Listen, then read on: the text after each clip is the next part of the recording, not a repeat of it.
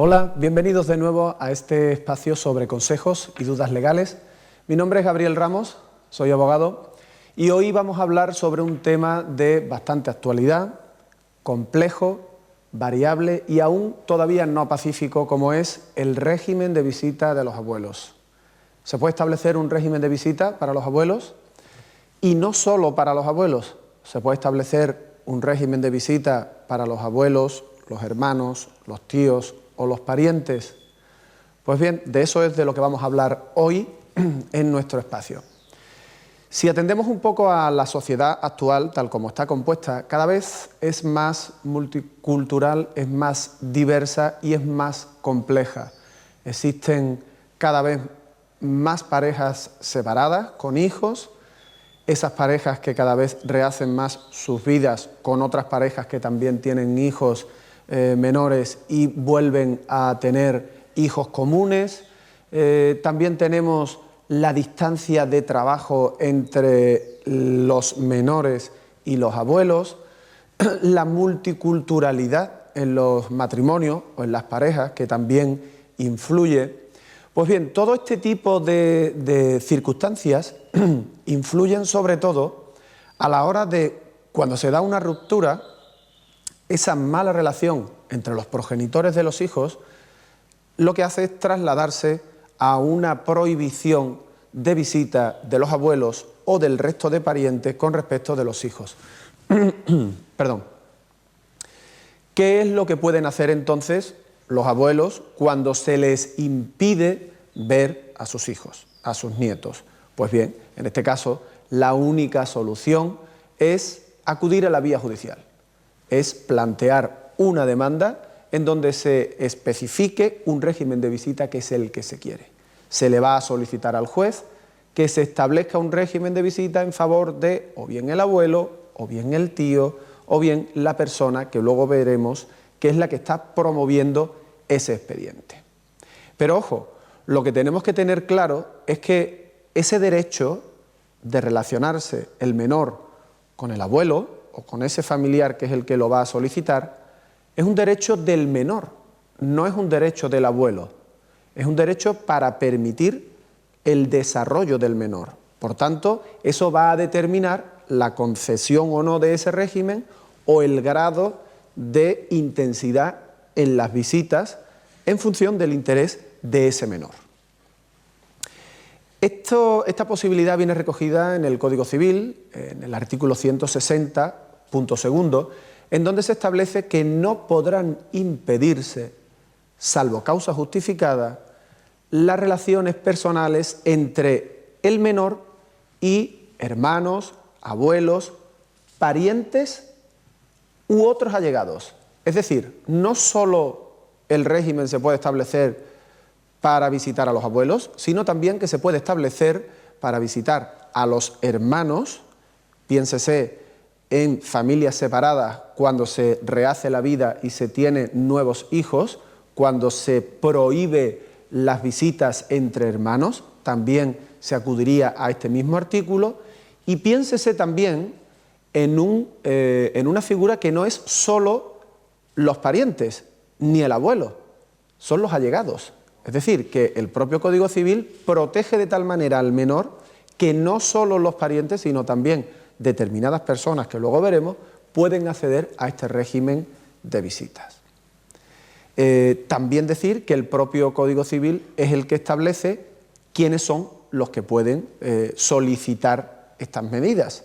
Estas medidas la pueden solicitar desde el propio menor, si tiene capacidad y juicio suficiente para hacerlo, hasta el abuelo, el tío, el pariente o ese allegado que antes estábamos hablando.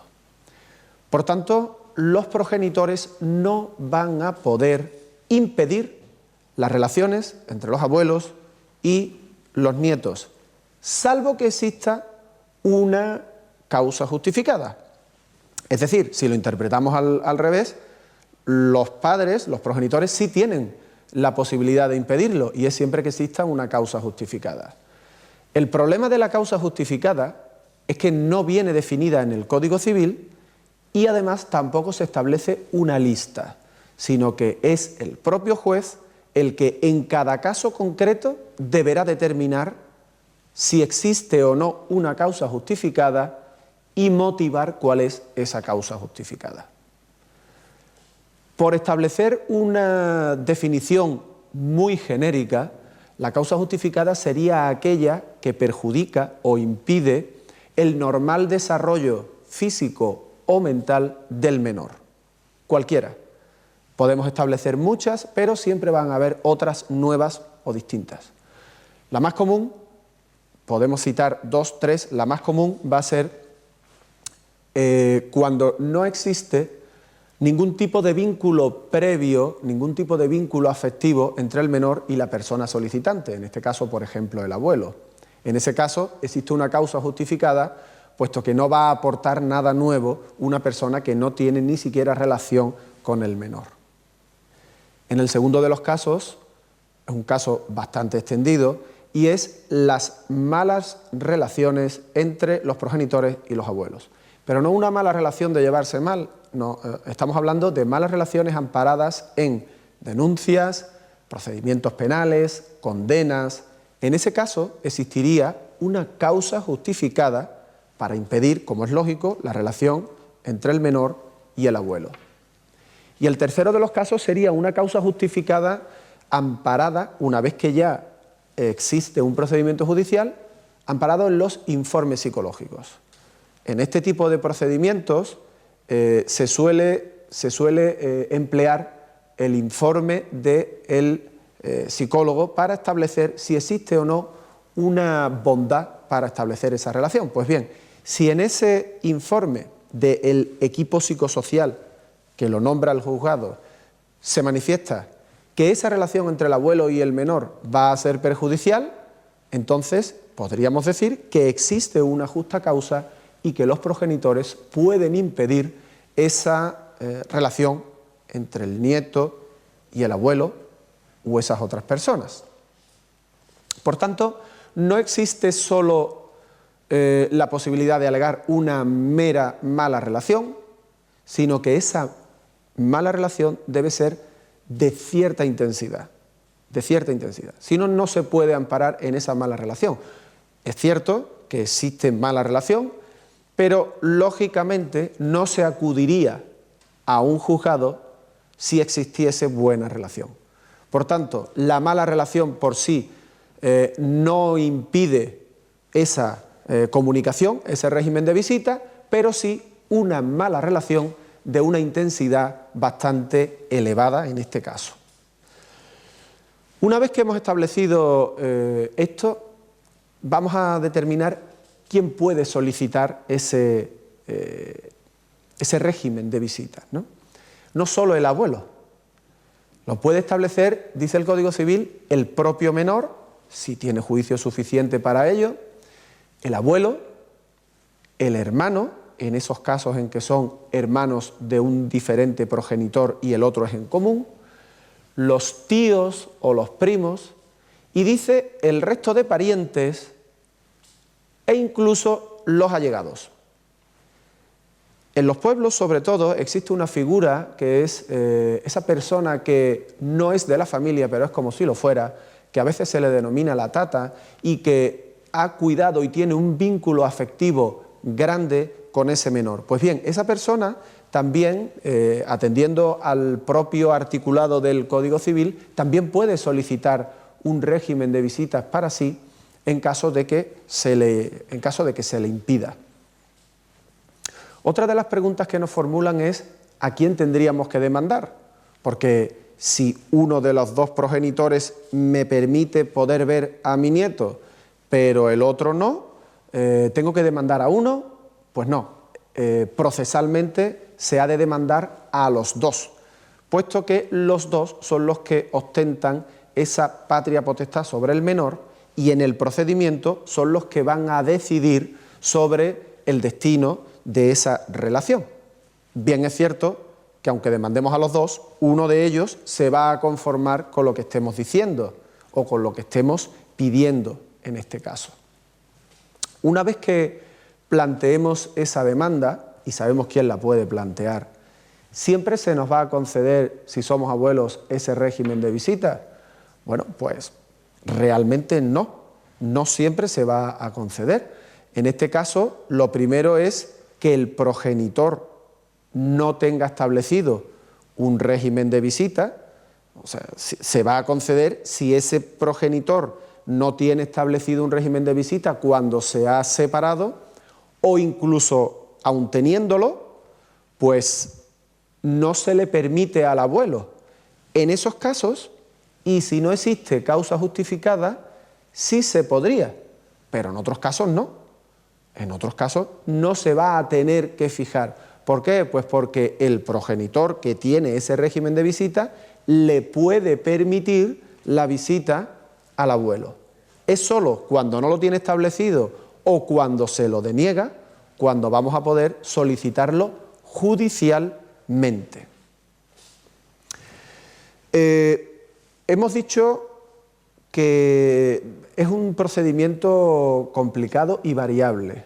¿Por qué? Pues porque los criterios para establecer este régimen de visita no son unos criterios que estén establecidos legalmente. Se ampara en un criterio general de flexibilidad y de análisis de cada caso concreto. Queda un poco a la discrecionalidad del juez, siempre motivando su decisión. Hemos establecido una serie de criterios según los cuales los jueces suelen adoptar este tipo de medidas. Hay 8 criterios. El primero de ellos, fundamental, y es el que debe regir todos los demás, es el interés superior del menor.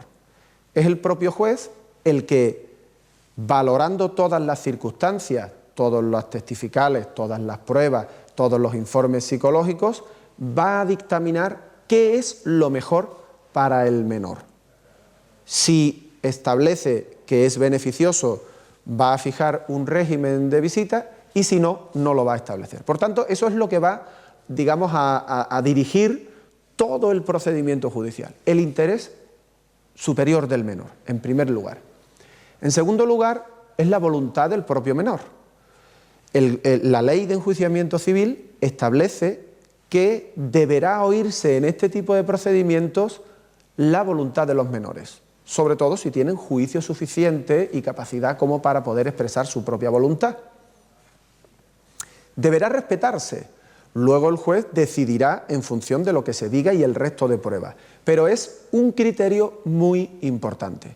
Imaginemos un menor de 10 años que tiene raciocinio suficiente, que no ha tenido relación alguna con el abuelo y que se niega sistemáticamente a mantener una relación con el abuelo. Por tanto, sería un criterio muy a tener en cuenta por parte del juez. En tercer lugar, tenemos, como acabamos de decir, el grado de afectividad, el grado de relación que ha tenido previo a esa separación o previo a pedir el abuelo ese régimen de visita, ese grado de afectividad que existe entre el nieto y el abuelo. No es lo mismo que una relación de afectividad normal se vea interrumpida por un divorcio y en este caso el abuelo quiera continuarla, a un abuelo en donde no ha tenido relación prácticamente ninguna con su nieto y de la noche a la mañana quiera instaurar de nuevo ese tipo de relación. En cuarto lugar, y una vez que se ha llevado a cabo el procedimiento, estaría el informe psicológico. Los juzgados tienen un departamento concreto, que es el equipo psicosocial, que se encarga de entrevistar al grupo familiar, al menor, y establecer un dictamen psicológico, psicosocial, para decir si es beneficioso o no es beneficioso el establecimiento de ese régimen de visita. Como podéis comprender, es un régimen y es un criterio muy importante, un criterio bastante importante. En quinto lugar tenemos la edad de los menores. No es lo mismo un menor siendo un bebé que un mayor de 4 años o mayor de 14 años. Dependiendo de la edad, el juez va a establecer un régimen u otro. En sexto lugar tenemos si los padres están divorciados o no, porque si se han divorciado o se han separado, si son una pareja conviviente, Cada uno de ellos va a tener un régimen de visita o de estancia con el hijo distinto, con lo cual, si es un matrimonio el que impide al abuelo, tendrá un régimen, pero si son dos personas, dos progenitores separados, cada uno va a tener un régimen, con lo cual el régimen que se le establezca al abuelo no puede chocar contra esos dos regímenes establecidos. Por tanto, es un criterio muy a tener en cuenta. En séptimo lugar, tenemos la distancia. Vemos que en la sociedad actual cada vez nos desplazamos más para trabajar, nos cambiamos de población.